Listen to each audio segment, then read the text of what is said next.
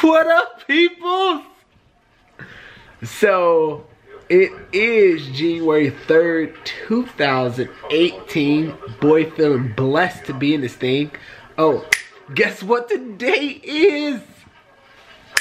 It's my anniversary. It's my anniversary.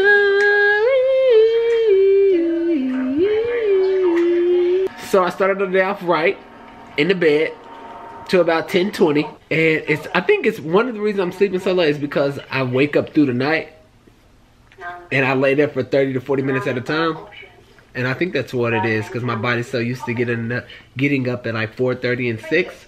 So every day I continue to wake up at 6 or at 5, and I'll just lay there. But anyways, the wife is over there working as usual.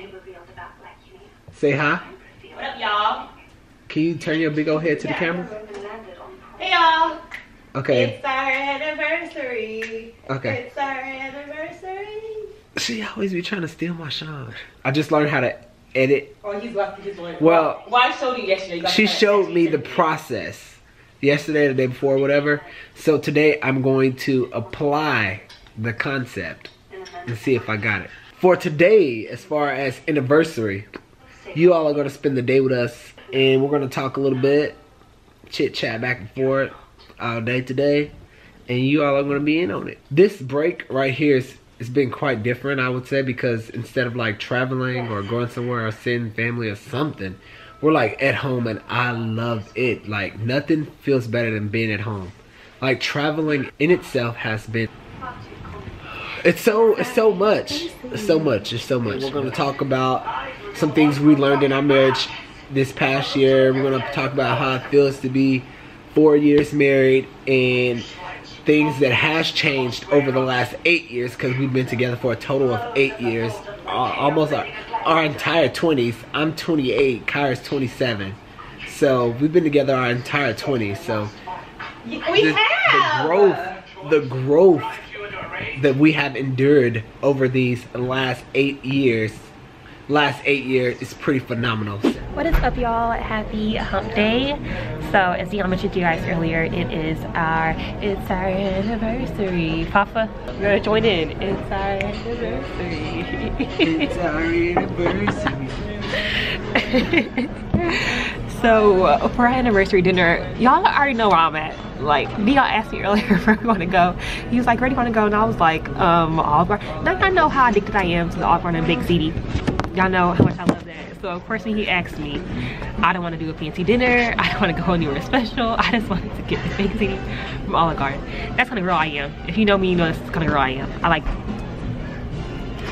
That's what we both are. We both like fancy meals, like literally every now and then. And then I get mad. But for the most part, Dia said he gets mad because he never gets full. Because you know how they always give you small servings. $100 a plate. But for the most part, like, I'm a simple girl, and I don't mind at all. We just ordered. They put us in this like back area.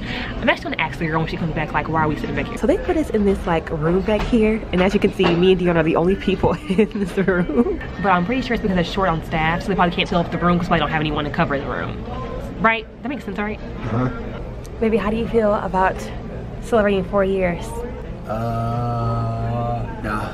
I feel that's how you feel. Okay, so I came over here to join Deon on his side, so you can both be in the it's like a little chit chat because we're in here by ourselves, so my one just sees it.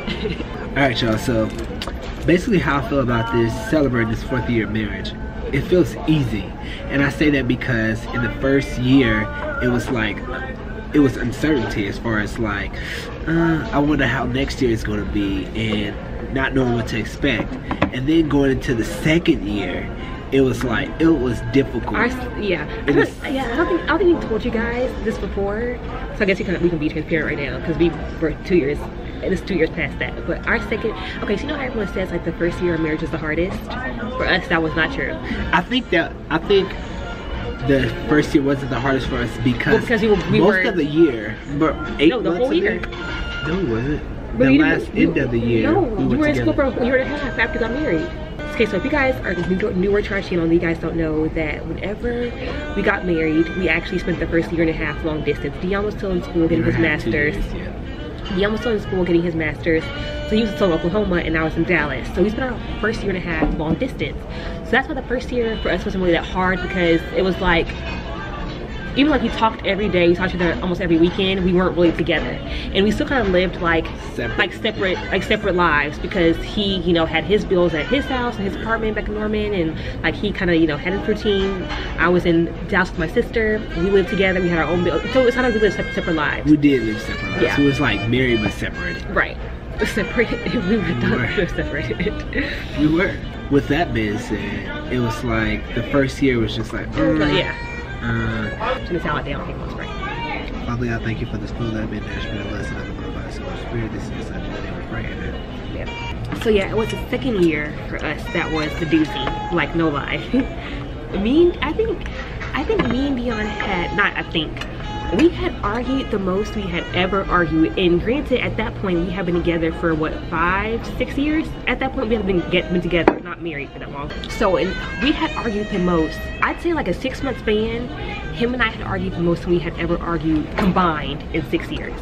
Or I guess, yeah, in that 6 years. It was growing pains. It was growing pains as far as learning how to like cohabitate. Even though like we had been around each other like. You gonna stand with the floor? Oh no, I'm just talking.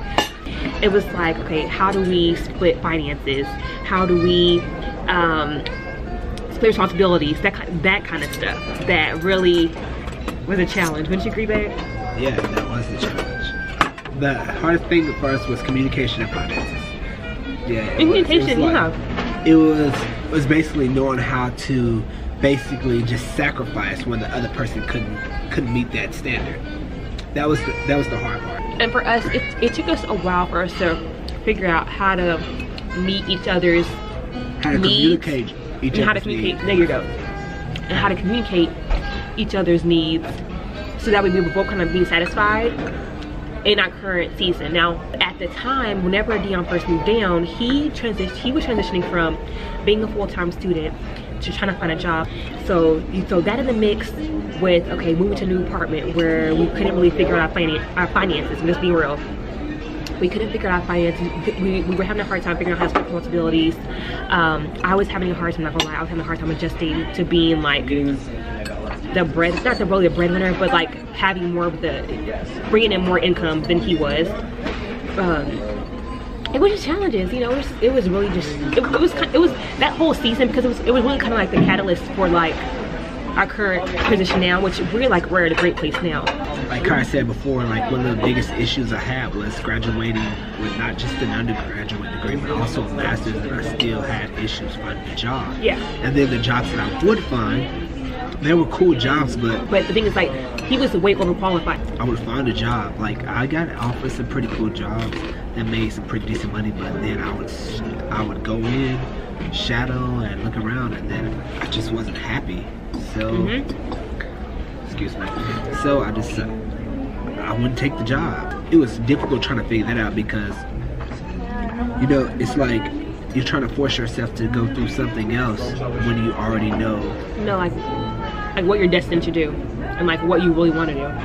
Yeah, what she said. Like, it was difficult. To make a long story short, it was hard. It was difficult. But that was definitely the most challenging time. And then you fast forward a year later, here he is accepting the CPT. A year later from that point, he was accepted into PT school.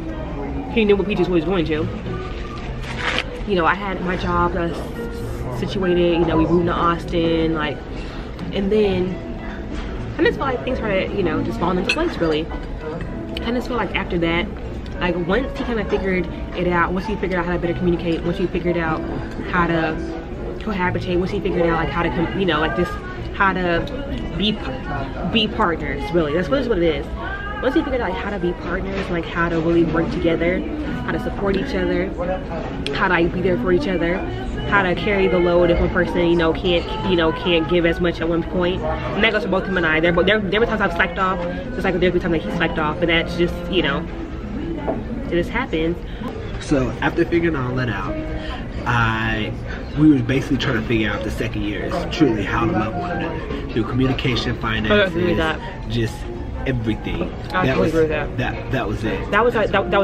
That was our test to see if we can make it through. To see if just to show us we can make it through whatever it is. Like to really learn each other's love languages and try to figure out, like you said, how to love each other. Like now after going through it, I have like a process on how like I think marriages actually work through the years. And sometimes the years of marriage kind of, they all build on top of each other. So marriage is basically basically a comprehensive exam. I do think most of the first year is just trying to establish a foundation. And then I would say like the second year. Because I'm sorry, I don't want to cut you off. But that first year, I would say that first year is probably so important. Like Deon said, that first year is about establishing the foundation. That will set the tone for the rest of your marriage. Because even like him and I were together our first year, we talked all the time, we FaceTime all the time, we laughed all the time. I remember he would get up in the morning and send me like little cute videos, like. And that, I feel like, set the tone, it's the foundation for the relationship. So whenever it came down to year 2, whenever we were struggling, like those moments are in the back of your head, and you're like, I can get through this. You can get through it. It's just a bad day, you know? We can figure it out. Second year is basically learning how to love that person. Yeah. Then that third year is basically... For us, this is for us. Yeah, as far as... Then the third year is basically saying, like, now that I have the process, now let's adapt. Let's adapt to the process. Then that fourth year, it's like, that third and fourth year, I believe they run together. It's adaptation, it's a process. Adapting to the process, also developing a routine. Yeah, working together and really building that partnership. Yeah, I think then after that, we don't know because I haven't gotten to the 5th year yet. For all the guys that say that we're goals, which I appreciate when people tell us that we're goals, like they look up to us or like we're a good example and all that. We both really appreciate that, but you guys only see what we let you guys see. Just being honest, you guys see whatever we want you guys to see. So don't think that we make it look easy, because marriage is not easy at all. It's hard work. It is definitely hard work. So if you're in a relationship with someone, if you're engaged to someone, if you're married to someone, if you're going through a tough time, or you are engaged to someone and planning to be married to someone, and it's like super easy right now, and you don't think that you'll hit those rough patches, they happen. It's life, but you can get through it. Get through it. Yeah. That's the main thing. The main thing is getting through it. Once you get through it, it's clockwork, baby.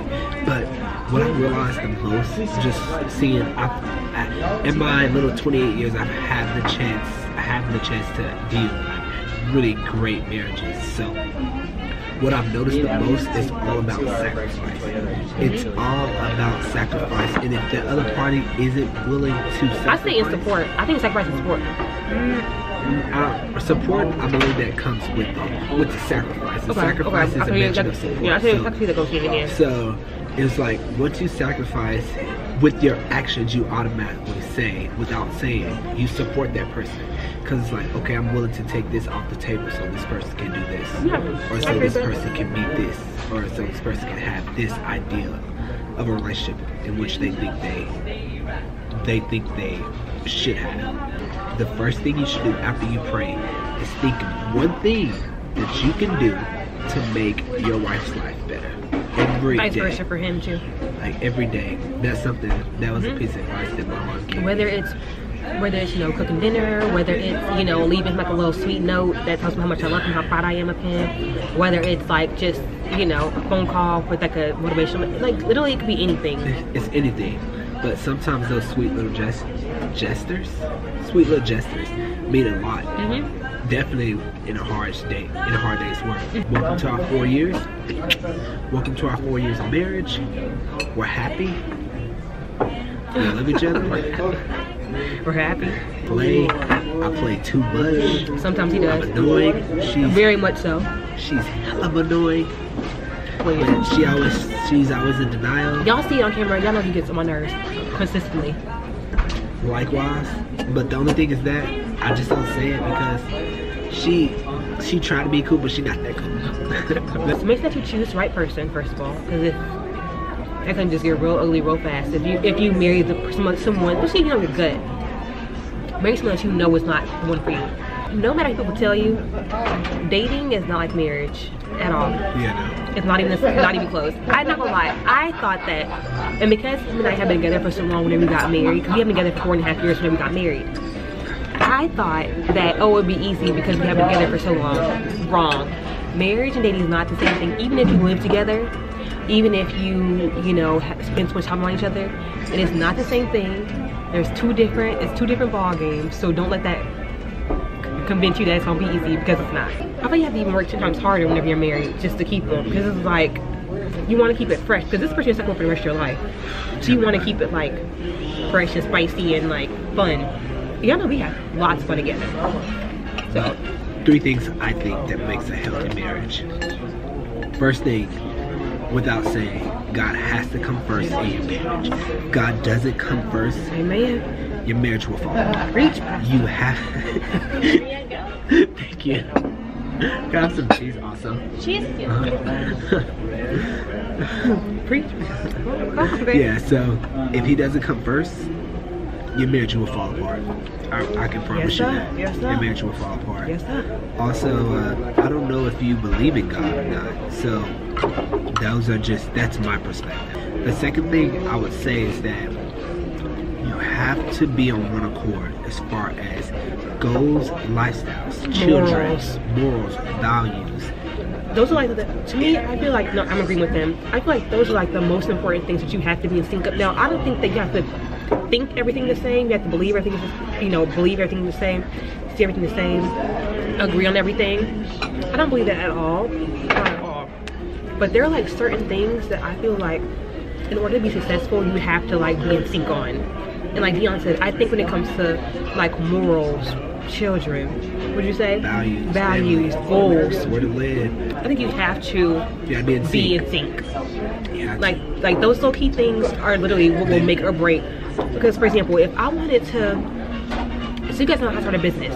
If I was like trying to build a business and like work really hard, it's like build this lifestyle, blah blah blah, and then Deon's over here, he's like complacent. He doesn't really see like the lifestyle that I want to live. He doesn't really believe in like what I'm doing and like the point of what I'm doing. He's just like, oh, whatever, like he doesn't really support me.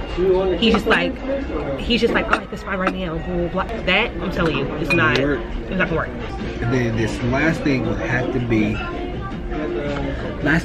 be finances, communication, sex. Those are our 3 key components for marriage. be on one accord in our finances, every communication, and then have good. True, we have to. You have to. I think if you have all those. Oh no, I take that back.